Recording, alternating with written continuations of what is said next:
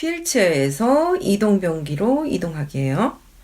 자, 대상자에게 휠체어로 이동하는 방법에 대해서 설명해주고 잠금장치 잠그고 그 다음에 이동변기를 대상자의 건강한 쪽에 오도록 하여 그죠? 대상자의 항상 건강한 쪽으로 이동해야 되니까 건강한 쪽에 오도록 하여 휠체어와 약 45도로 비스듬히 논다 라고 되어 있어요. 자, 그림에서도 보면 여기 건강한 쪽으로 먼 쪽에 있는 팔걸이를 잡고 엉덩이를 돌려서 앉으면 되는 거죠. 그래서 휠체어의 발 받침대를 접고 대상자 두 발을 바닥에 지지해야 되죠. 그래서 요양보호사는 대상자의 앞에 선다. 그래서 대상자의 무릎과 허리를 지지하고 대상자는 건강한 손으로 변기의 먼 쪽 손잡이를 잡게 한다. 이거는 침대에서 휠체어 타는 방법과 똑같아요. 휠체어가 사실은 침대라고 생각하시면 되고요. 침대에서 휠체어로 이동하는 거라고 생각하시면 돼요. 그래서 똑같아요. 그 상태하고. 침대에서 이동변기로 옮기는 거나 침대에서 휠체어로 옮기는 방법하고 똑같은 거죠. 그러니까 휠체어로 고정시켜 놓고 이동변기로 이동하는 거죠. 대상자의 상체를 펴면서 건강한 다리에 힘을 주어 엉덩이를 이동시켜서 앉힌다 라고 되어 있어요. 그래서 여기 휠체어에서 이쪽으로 옮겨 앉는 방법이죠. 그 다음에 휠체어에서 이번에는 자동차로 옮기는 거라고 그랬어요. 휠체어를 타고 가서 여기서 자동차로 앉는 방법인데요.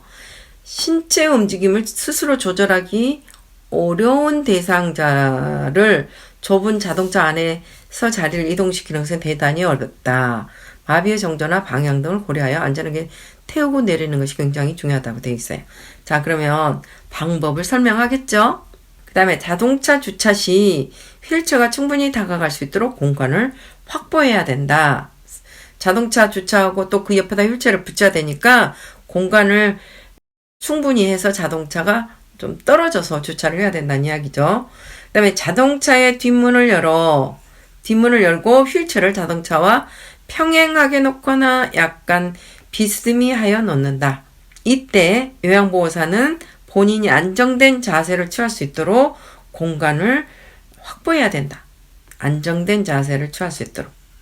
혹시 자동차가 너무 담벼락적으로 너무 딱 붙이게 되면 휠체어로 이동하는 공간이 좁으면 여러 가지 사고가 날 수 있기 때문에 휠체어도 충분한 공간이 돼야 되고 그 대상자를 옮기는 요양보호사도 충분한 자세를 취할 수 있는 공간이 돼야 되는 거죠.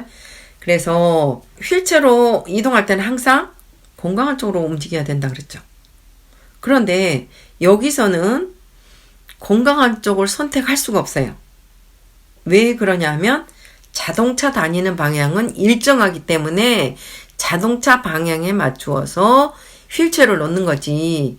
휠체어 놓는 쪽이 건강한 쪽이 되든 마비된 쪽이 되든 자동차 방향에 맞추어서 휠체어를 대야 되기 때문에 이때는 편마비일지라도 건강한 쪽, 마비된 쪽을 가려서 휠체어 방향을 맞출 수가 없는 거죠. 일정하니 자동차는 이 방향으로 다니기 때문에. 그죠? 그래서 휠체어 잠금장치 잠그고 발판을 접은 후 대상자의 양쪽 발을 바닥을 지지할 수 있게 내려놔야 되겠죠? 그 다음에 요양보호사 무릎으로 대상자의 마비층 무릎을 지지하고 대상자를 이렇게 세워 자 엉덩이부터 자동차 시트에 앉게 한다. 이건 중요한 이야기죠. 여러분들 지금 들어 올려서 무조건 엉덩이부터 걸쳐놔야 되는 거죠. 무게중심이 되는 엉덩이부터. 그러고 나서 나머지를 움직여주면 되는 거예요. 그러면 이때 대상자의 건강한 손으로 자동차 손잡이를 잡게 한다. 자동차 손잡이를 잡아야 되잖아요. 왜냐면 엉덩이만 옮겨놨지 몸 자체는 제대로 자세를 잡지 못하고 있으니까 일단 건강한 손으로 잡아야 되겠죠. 대상자의 다리를 이번에는 다리를 한쪽씩 올려놓은 후 그랬어요. 엉덩이 올린 후에는 대상자 다리를 올려놓은 후에 대상자 엉덩이 또는 상체 좌우로 이동시켜 대상자 시트에 깊숙이 앉게 한다. 안전벨트 채워주고요. 휠체어를 접어 자동차 트렁크에 넣고 대상자와 동승하는 경우 누가요? 요양보호사가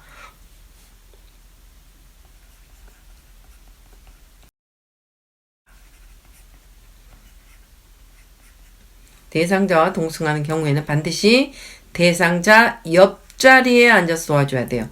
앞 또는 뒤에 앉으면 순간적인 대응이 어려워서 응급상황 발생했을 때 대처를 잘 못하게 된다는 이야기죠. 자, 이때 꼭 알아두기. 승용차를 자주 이용하는 경우라면 휠체어 손잡이는 접을 수 있는 것이 좋다. 손잡이도 접히는 것들이 있어요. 적은 차에 넣게 되면 이 손잡이들이 삐죽 나와가지고 트렁크 안 닫힐 수도 있거든요. 자, 이번에는 갔다 왔어요. 그럼 자동차에서 휠체어로 앉아야 되겠죠? 그러면 자동차에서 휠체어로 옮겨 타기. 이때도 이 휠체어를 자동차 위치에 따라서 문이 있는 위치에 맞추어서 놔야 되는 거지, 여기가 편마비든 반대편이 편마비든 상관없이 무조건 이쪽으로 가야 되는 상황이죠. 자, 그러면 휠체어를 놓을 수 있는 자동차를 주차하고 휠체어를 내려편 후 대상자 문 쪽으로 다가가서 자동차와 평행하거나 조금 비스듬히 놓고 잠금 장치를 잠근다. 자동차 문을 열어서 안전벨트를 푼다. 그 다음에 양쪽 팔로 대상자의 어깨를 지지하여 대상자 다리부터 밖으로 내린다라고 되어 있어요. 이번에는 내릴 때는 대상자 다리부터 밖으로 내려야 되겠죠. 그 다음에 대상자의 양쪽 발이 충분히 바닥을 지지하고 요양보호사 무릎으로 대상자의 마비층 무릎 지지하면서 휠체어로 돌려 앉힌다. 5번 보행도끼인데요. 보행은 인간의 가장 기본적인 신체 동작이며 좌우, 하지의 상호 운동으로 직립 자세를 유지하며 걷는 것을 말하는데요. 또한 전신 운동으로서 평범하고 흔히 행해지는 일이지만 뼈, 관절, 근육, 운동기계, 신경계, 순환기계, 호흡기계가 밀접하게 관련하고 있는 매우 정교하고 치밀한 동작을 말한다라고 되어 있어요. 우리가 그냥 걷는 것이지, 단순히 걷는 것이지라고 생각하겠지만 이거는 우리 온몸에 일어나는 아주 밀접하고 정교하고 치밀한 동작이라고 표현합니다. 그래서 노화가 되면 이 보행이 어려워지면은 이제 모든 기능도 같이 떨어지는 거죠.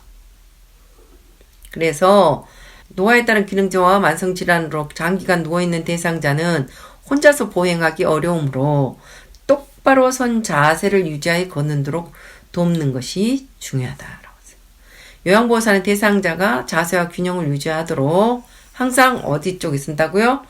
불편한 쪽을 지지해 준다라고 되어 있어요.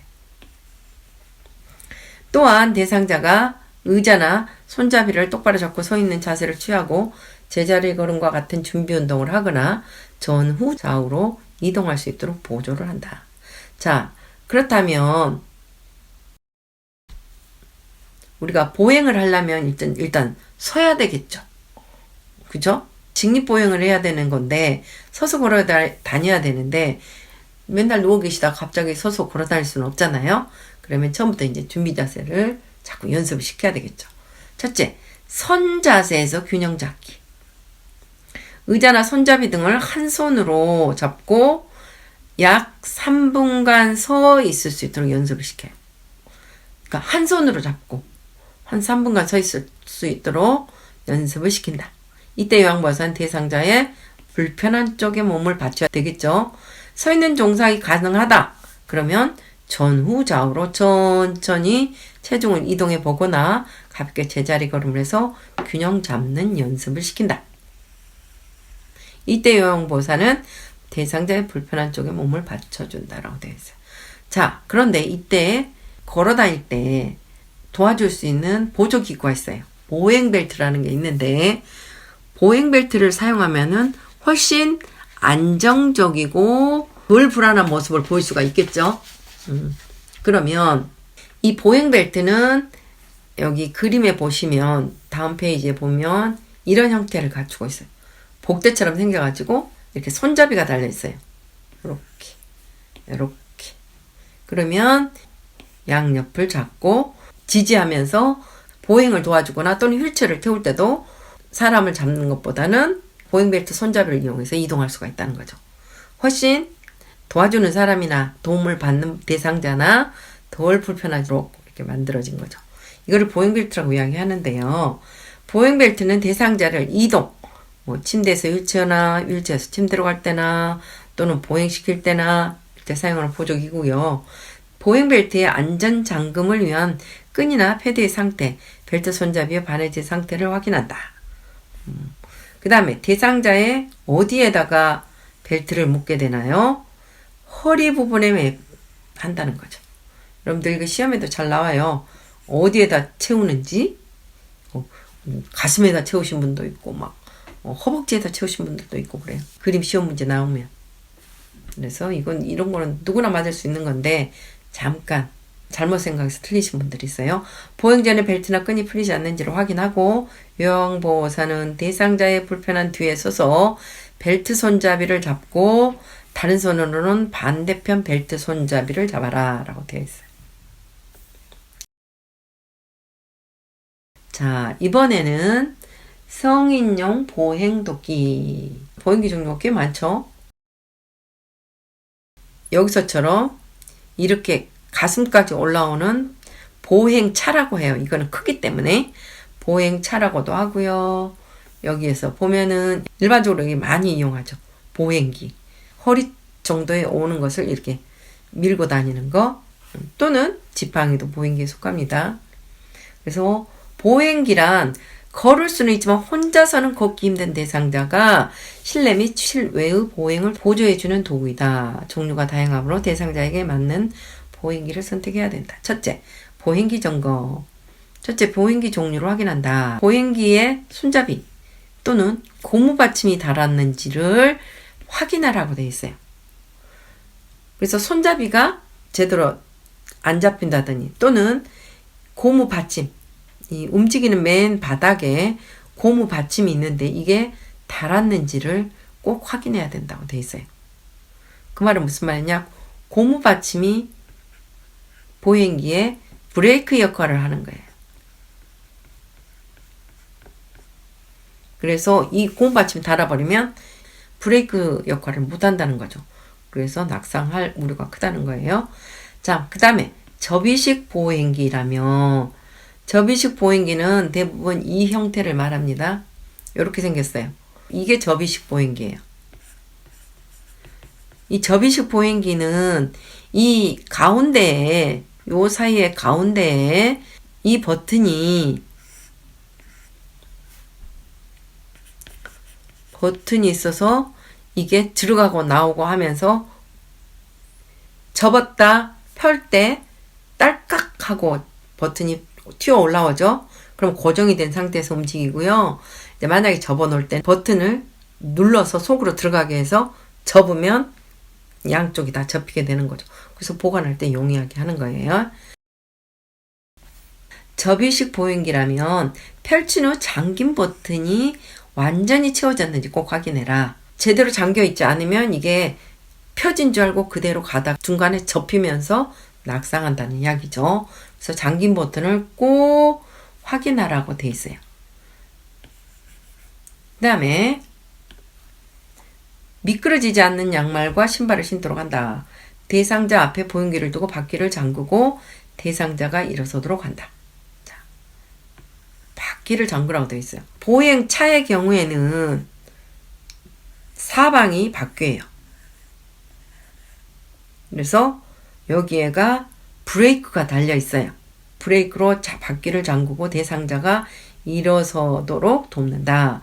보행기는 대상자의 팔꿈치가 30도 정도로 구부러지게 해야 되는 거예요. 너무 각도가 낮아도 안 되고 너무 높아도 안 되는 거죠.